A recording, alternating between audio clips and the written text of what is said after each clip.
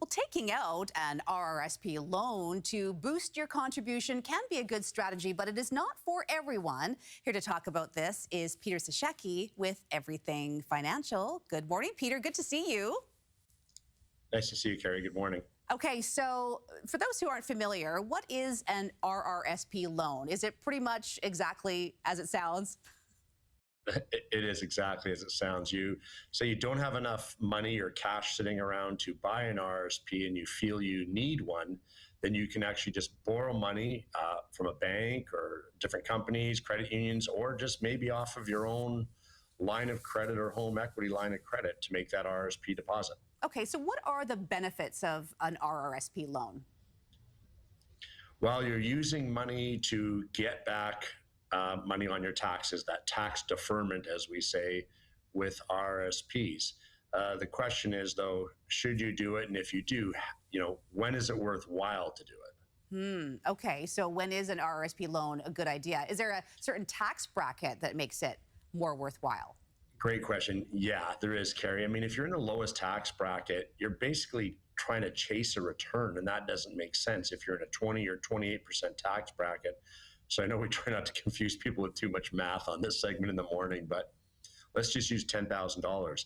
If you're in a 28% tax bracket, that $10,000 loan is going to only get you back $2,800 in tax savings. So probably wait unless you're in like a 38, 40% and getting up there in the higher tax brackets to make that refund worthwhile, because guess what? You still have to pay the loan.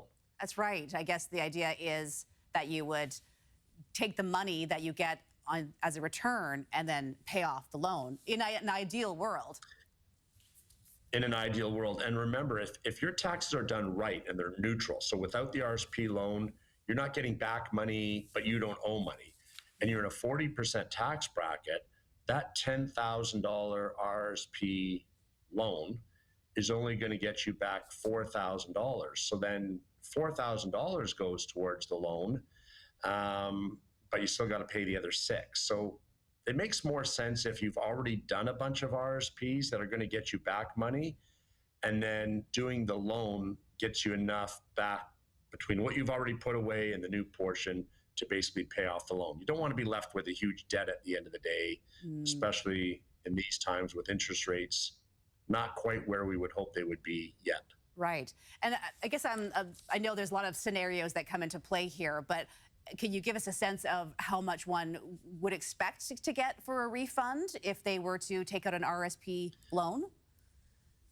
Yeah, it's all based on a couple things, but it's based on your tax bracket. But a great thing to do, and you're kind of running out of time, as we know, with only a few weeks to go, but is talk to your registered financial planner. And most of these companies have a tax specialist in the office, so they can look at what you earned last year, what you paid in tax, et cetera, and they can crunch the numbers for you to go, here's your current position, and if you borrow this much or you do this, here's where you are. So do your homework first, and that really should have started a month ago, but it's not too late. Crunch the numbers to see if it's going to be worthwhile, because like I always say, don't chase a return by borrowing money just to get that little bit back, especially if you're in too low. And I'll tell you this, if you're below $80,000 of income, roughly $80,000, $90,000, you're in a small enough tax bracket that it's not worth it. You're just not getting bang for your buck, because you get the refund, but you still got to pay the interest on whichever part of that you're not able to pay back right away. Yeah, so true. You got to pay back what you borrow, that's for sure. And so what is it, 2 weeks away is the deadline for RSPs contributions? Yeah, March 3rd, Monday, March 3rd. But to get these loans in, you'd pretty well have to, get some paperwork in and get them done next week sometime so you don't run out of time. It's such a stressful time of year. There's so much going on that you got to get so many deadlines, Peter, so many deadlines.